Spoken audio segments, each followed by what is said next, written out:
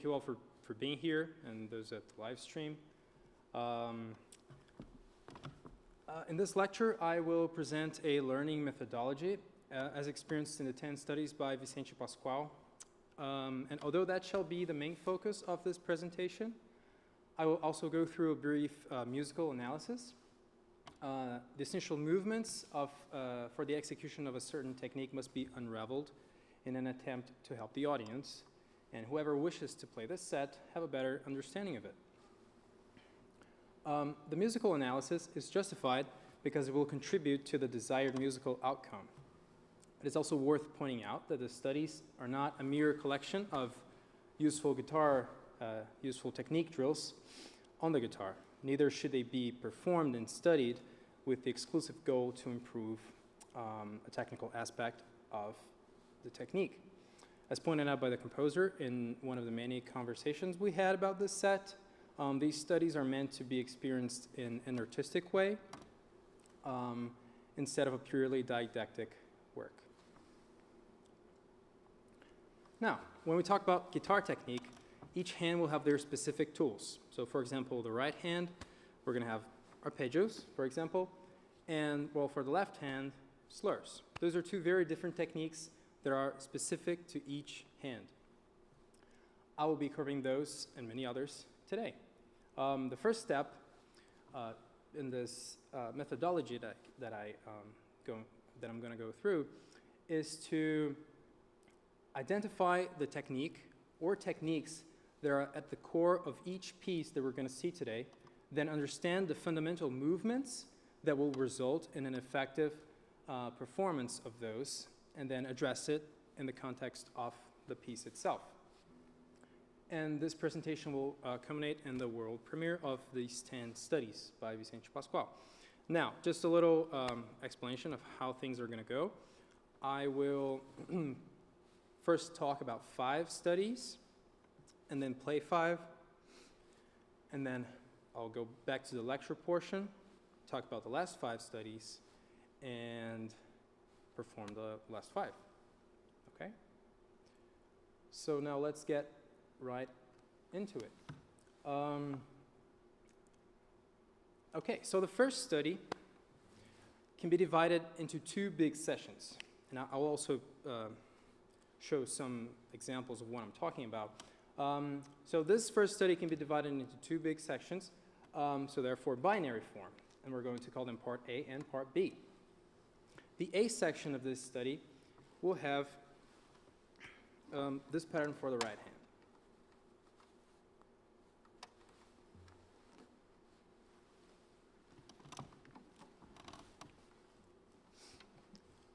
So this is the first pattern in this study number 1.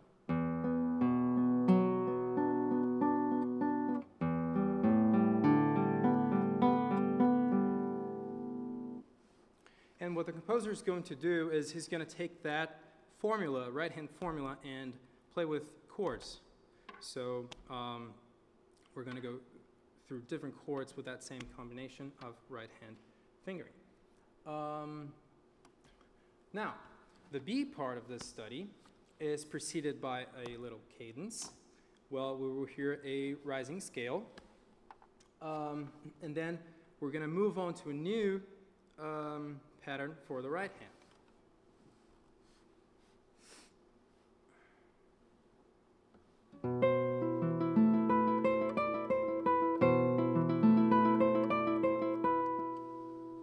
So that would be when we get to the B section with a different right hand pattern. And after that, you're going to hear some very dramatic closing material with several changes to the arpeggio pattern, and then finally, the final cadence of the piece. So the arpeggio is going to be the core technique that this study will address. It's going to work with endurance and speed. And there's a lot of bars, but I'm not going to go into that. So the technique itself, the arpeggio, should be addressed slowly at first, aiming for perfect legato and balance. Now, those 2 words are very important. To achieve that, the right hand should move the least possible, maintaining the same position of finger in relation to the strings.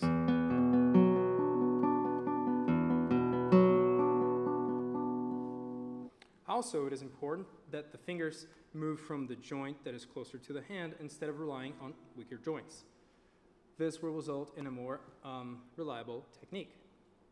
This piece also demonstrates one of the composer's favorite compositional devices, which is to use a chord shape and transpose it on the fingerboard. So for example, there's a passage in the B section where that is very noticeable.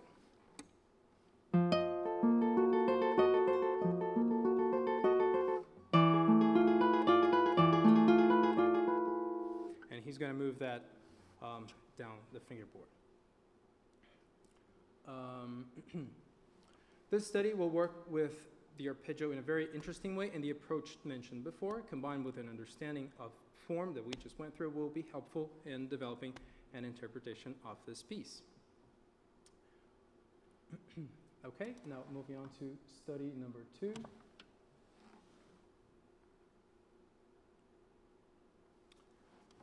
Okay, so study number 2, this piece is going to be through composed form. We use that term when the pieces utilizes a free unfolding flow of ideas without repeated sessions. However, there are different moments in this piece. They will be given by the pitches of the melody and a growing intensity. The first time the melody is heard, it begins in the open E string. Okay,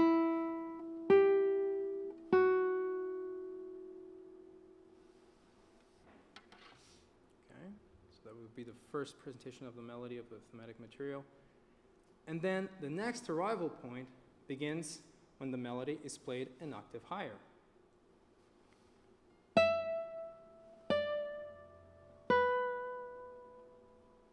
Still that 3-note pattern. And then again, a few measures later, the composer is going to insist on that melodic idea, and therefore it gets even more intense. So this study by Vicente Pascual has the slur as its core technique. However, the slur is not the most important event in terms of musical relevance. The composer combines it with a constant arpeggio that will offer its own layer of texture to the piece. So this is the opening material.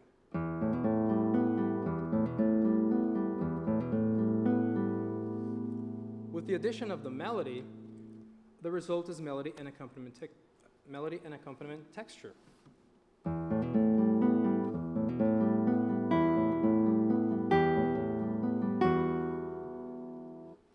The character of the accompaniment is that it is always constant, while the melody behaves in a freer way. The constant motif of the bass line is called basso ostinato, or ground bass. And the main characteristic of this musical device is that it's repeated over and over again while the other components of music proceed normally. The challenge of this study for the player is to keep the melody in the foreground while maintaining the ostinato constant and in balance. Now the performing aspects of this study will be addressed in greater detail. So the slur in the guitar is when a note is plucked with the right hand and the following note or notes are played with a hammer-on or a pull-off. To have a clear sounding slur throughout, it is important to be aware of the movement that needs to be executed. The hammer-on or ascending slur should be executed with a fast movement of the left hand, creating momentum, while the pull-off will sound better when the left hand finger is pulled down, resting on the string below. The two fundamental techniques, ascending and descending slurs, should be isolated and then incorporated together. That way you'll be able to tell in what portion of the movement lies the biggest challenge for you, in the ascending or the descending portion of it.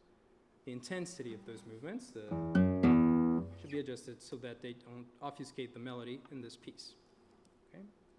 Now, moving on to study number 3. Okay, so again, a lot of these studies, they're going to be in through composed form. I think that's one of the characteristics of the composer. He likes how one idea connects to the other without necessarily repeating too much material. In that sense, talking about through composed, It shares a resemblance to a Baroque prelude, for example, and we're soon going to see why I'm mentioning that, where the music simply flows from one idea to the other, and that is very much how this study will sound. There are three very evident cadential moments in this piece that, combined with the harmonic movement of each section, will give the listener a sense of moving forward. So this piece will focus on an advanced guitar technique, which is the two-string trill. This technique consists of playing the first note, which is called the real note, on the lower string,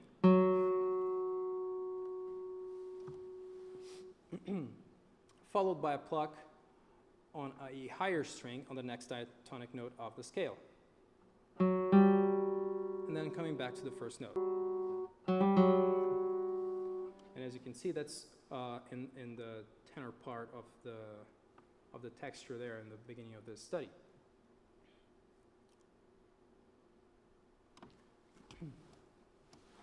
One of the most efficient ways to perform this is to finish the three-note motif with a thumb pluck, since that is the direction of the embellishment. So to finish that with a thumb pluck will naturally give the direction that is required for that technique. To practice this two-string trill in this piece, we can use a tool called preparation. That is to position fingers I and M on the two strings they will pluck before they are actually plucked. And while doing that, the thumb should stay as close as possible to the lower string, which is the one it's going to play later. So practicing this movement slowly with preparation, placing I and M on the two strings we're going to play, will make the trill be performed with clarity and the right direction.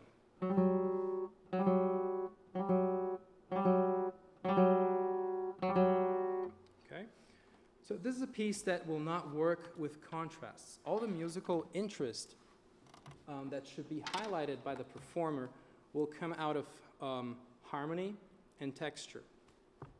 What that means is that the harmonic path shall guide the dynamic changes, and the texture changes will work as announcements of new arrival points. So this is going to be a two-string trill study, basically, and the technique is very clear here, what he's working with. That will not always be the case, as most pieces will work with multiple tools. Moving on to 4. Okay, just let me tune this down. All right, now the fourth study is one of the most expressive pieces of this set, one of my favorites. The indication of characters being molto, espressivo, legato, and maestoso gives a good idea of what the composer desires as an outcome for this piece. In many aspects, this piece is very simple. The rhythm is constant, and there aren't many challenges for the left hand, except for a few measures. The composer is working with voice leading and dynamics. Therefore, the required technique is a fine control and balance of the right hand fingers. As opposed to the previous study, here preparation is not desirable. The fingers should touch the strings only at the moment they need to be played. This shall result in a much more effective legato. So for example, the opening section of a piece.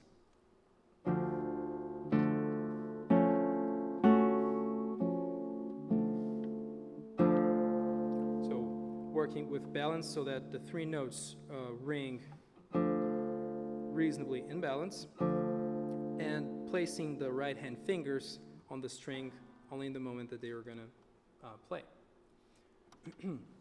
Now in the guitar, a legato is achieved by a combination of right and left hand. The right hand, like I said, should touch the string only the moment it's going to be played, while for the left hand, the sustain will only sound and occur as long as the finger is still on the string. If we remove, there's some resonance here, but if we remove the finger, there's no sound anymore except when it's an open string. So that is something to be aware about.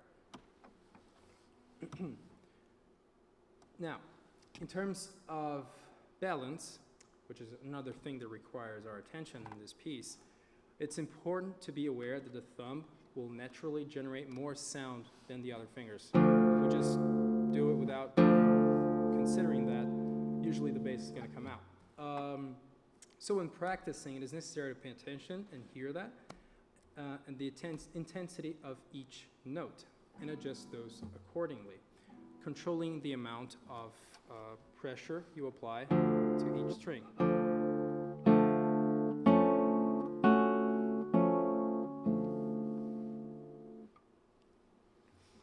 Okay, now moving on. Study number 5. So this study is not like the other ones. This one is going to work with some contrasting sections, and they can be divided into 4. Therefore, classified as a free sectional form. And this type of sectional buildup cannot be reduced to any one formula because it allows for any free arrangement of sections which together make a coherent whole.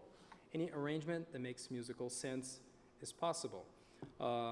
That's a quote I took from Aaron Copland's book, What to Listen For in Music. I read it at some point in my master's, and I thought it was a very precise description and clarifying. Now, addressing the specific technique in this piece.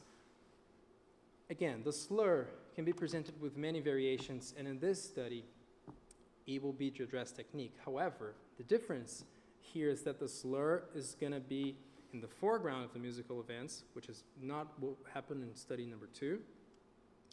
And there's also the addition of the bar. The bar is when we play, we hold 2 notes with the same finger, 2 strings with the same finger, or more strings, 2 or more strings. Since the bar is a new technique addressed in this one, that's integrated in this study, it will be addressed now more than the slur.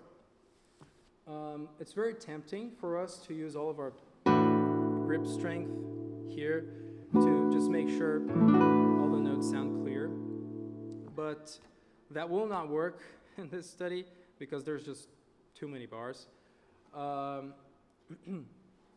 So it's important to be aware that we don't need as much energy usually as we think to perform that. So we need to be aware of the amount of energy to use in each bar and recognize short passages where the left hand can relax. So for example, study and the first 4 measures of study number 5. There are brief but important moments between each chord that can be used as points of relaxation for the left hand. The shifts from the 7th position of the instrument to the 3rd here.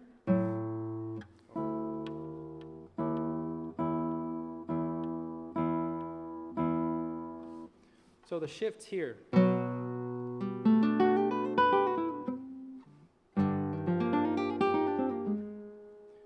From the 7th position to the 3rd, and then the 5th.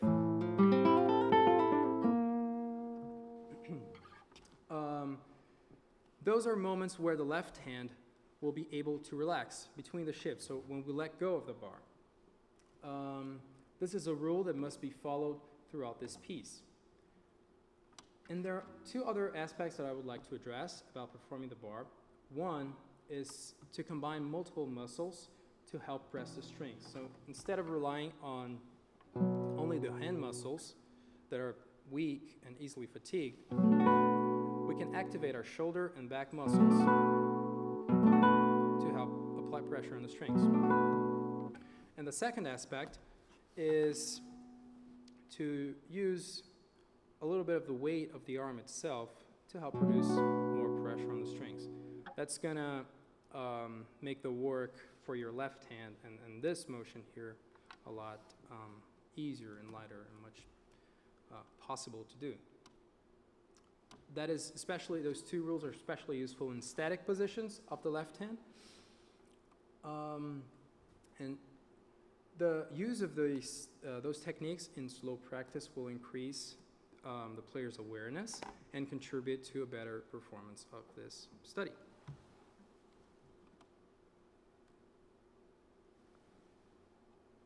So now I will play from 1 to 5.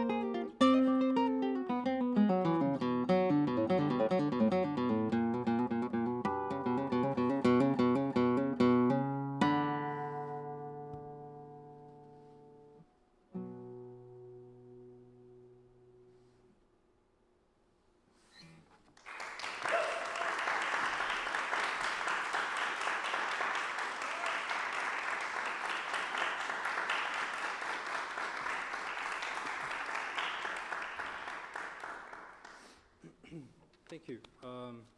Okay, so now let's move on to the last 5 studies of the set. Just get this out of the way.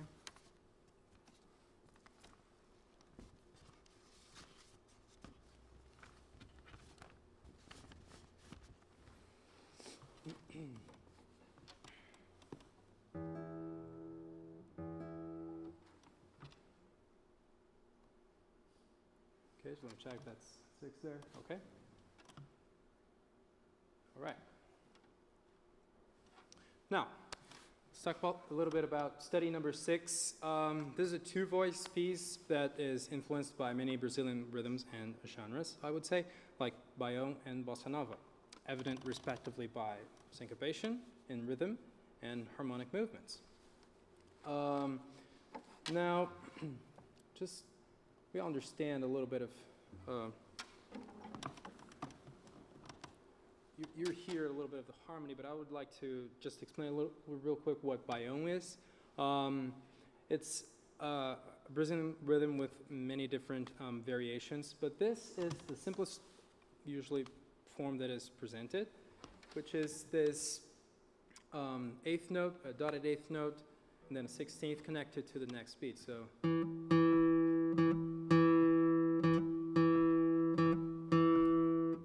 And although that rhythm is not literally in this piece, the syncopation is very present in study number 6. It is relevant to mention that from this study onwards, there are no fingering indications in the piece, so they're all mine, and they will be incorporated in the final editing of this set. Okay, now this piece will have 2 clear, 2 measure themes. Okay? So this is how it sounds. Okay.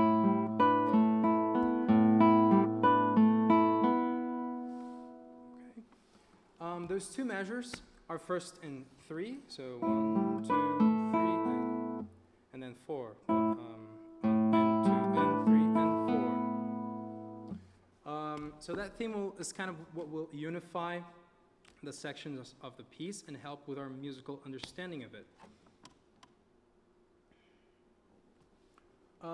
This study does not have a single technique that is more evident than others. I would say it will work with right and left hand synchronization and voice balance. An important aspect of performing this piece is the active metric awareness it requires. This will be very important so that the accents are placed in the correct spot. Now let's take a look at measures 13 to 18, for example, is one of that. From measure 13 to 18, so for example, we're going to have this, and measure, you see the first one is 13, on measure 14 we have this. And then we're shifting to a 4-4, 3-4 again. So there's kind of going to be this constant alternation. And that section, for example, there's a little bit of thematic material in there. And the reason for that syncopation, something that also helps with the perceived, with our perception here, is that the high notes are on the offbeats. So that is something to be aware about when learning this piece, to make conscious decisions to that effect about the metric changes. So concluding and moving on, this study, something that is very desirable is clear rhythms and metric awareness. Those are going to be important in the desired musical outcome of this piece. And this one represents really well what the composer's intentions are with this set, which is not just a compilation of useful guitar techniques that are displayed in a way to try and make it musical. Quite the opposite. It's like this piece makes use of multiple aspects of playing the guitar to make an interesting piece of art. And it's one of my favorite, as you'll hear later. Okay. Now, study number 7. So this piece is going to be in ternary form. In other words, it will have two contrasting sections that will be posed one after the other, and then a return of A, which we're going to call A prime, with a slight accompanimental change, and then an interruption of the previous material for a short closing section. The transition to the B part, which is very intense, is seamless. And you're going to hear that because the piece starts moving faster. So this piece is a left-hand study that will address movement in thirds and shifts. Those two combined will result in one of the most challenging pieces of the set. And one thing to be aware about that is very important is that the thirds should be very distinguished from the sound of the melody. So for example, in the A part of the piece, we're going to have this material.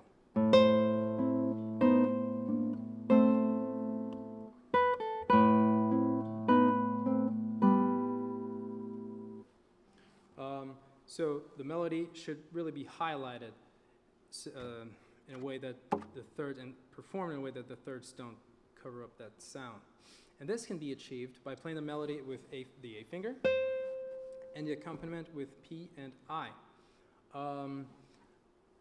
Naturally, you would look at that and think about playing the accompaniment with I and M, but I thought, and it makes biological sense, that P and I are much more independent from A than M would be, for example. So it's much easier to bring out a melody playing the accompaniment that way.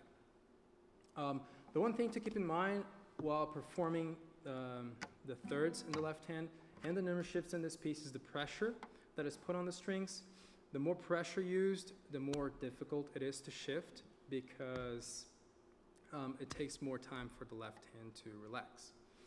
So even though it is technically the more challenging part, the thirds should be very light. And another important aspect of the shift is that whenever a big one is required, for example, it's interesting to use an elbow movement to help move the hand. So for example, in this section,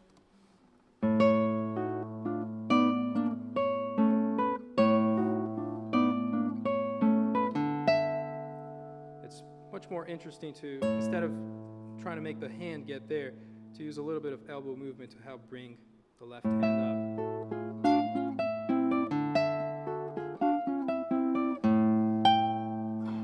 Okay. So while doing that, all that the thematic material, the melody, should still stand out more from those many thirds. Okay. Now moving on to study number 8. This piece is also going to be in through composed form, and what gives the listener a sense of moving forward is how the harmonic material unfolds with tension and release. In the first two measures, the composer is giving us what to listen for.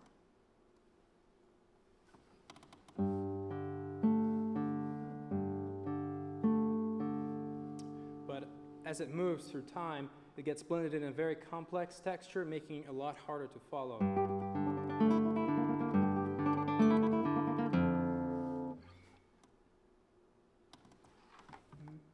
Sorry.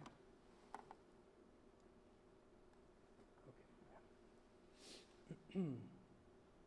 So in certain points, the musical material that we recognize as melody will be on the tremolo and sometimes on the bass notes.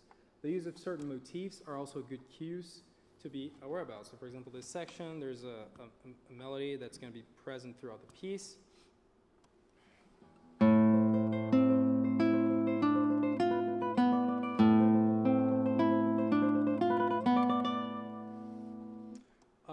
And it's going to be present in different moments with different characteristics and intentions. So the tremolo, now addressing that, is a very characteristic right-hand technique in the guitar, and there are two basic forms. And so one is where the high notes are more distinguished from one another. And the second one, so both are kind of in the extremes, where the tremolo is more of a blur. And the second one here is going to work better for this study. So it is achieved with the less distinction of between the high notes, this last more blurry tremolo. And to that outcome, the right hand should be angled in a way that flash is more present and the three notes are played very fast. For the first string later, the finger should move there and the right hand stays in the same position.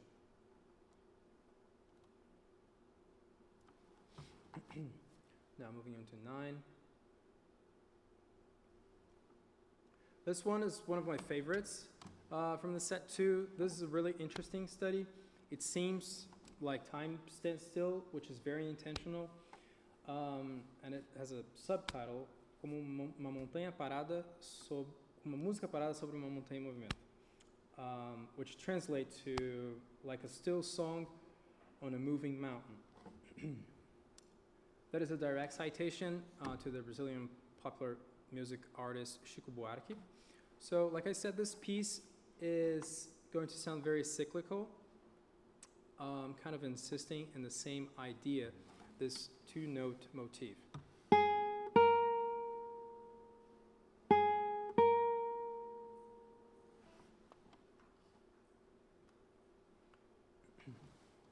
So like in the opening section. Okay. We start getting a little more movement in the second half of the piece, where there's a pickup note that's kind of directing us and moving us forward in this section here.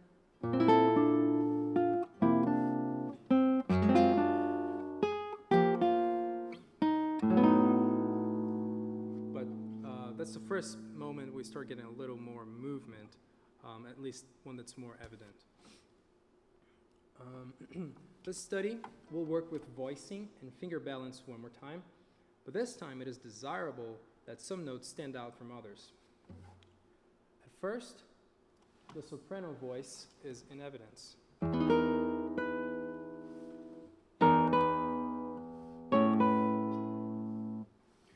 That's going to shift a few measures later.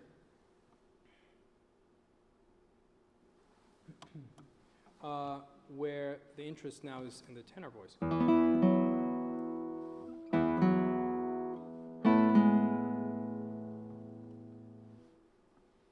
And not long after that, there is a combination of both registers and therefore more complex texture. The way to bring out a note in the guitar more than others is achieved by a very specific technique where you press the string into the soundboard. So instead of moving in parallel motion like this, we're going to think of a movement going 90 degrees in the soundboard. And you can bring out different notes with if you wanted to, with that technique. So instead of so there are many situations where this is important, this technique, not only in this piece. And for that reason, the player should develop that skill in all 4 right-hand fingers. Okay, and now moving on to the last piece of the set, and then performing it. Here we have, again, very clear contrasting sections. We have first A, which is going to be an alternation of arpeggio and scale.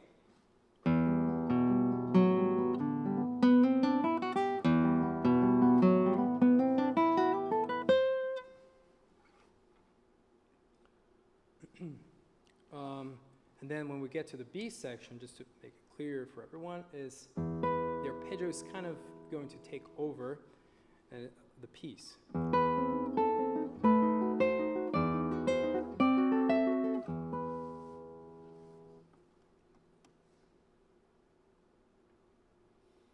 And for the C section, we're going to have introduction of new material with some slurs. So again, combination of numerous techniques. But I'm not going to spoil that section to you. And finally, a beautiful slower section right before the return of A. Now I'd like to talk a little bit about scales and how to work on those in this context. Since they're short and fast scales, once the right hand and left hand fingers are settled, it is very useful to work with short passages, like from one note to the other, but very fast. So for example, the opening material, here we have this scale. So one useful strategy to do that is continuously add notes to that little speed burst that you're going to think about. So first 2 notes connected, then you add a third, and then until eventually you get all the notes of the scale. That's a very useful tool to work on passages like that and scales like that.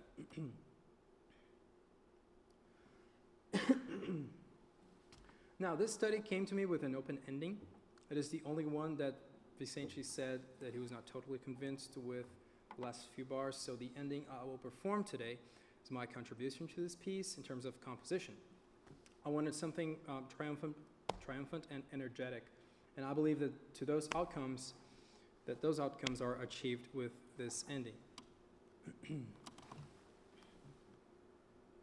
I should have put the examples there, but no. Okay. And before I perform the last studies, I would like to thank a few people finishing the lecture recital here. First of all, my fiancée, Carol, for